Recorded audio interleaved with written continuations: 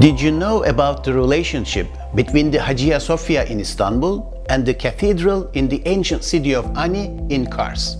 In the big earthquake of 989 in Istanbul, the dome of Hagia Sophia was damaged, along with 40 more churches in the city.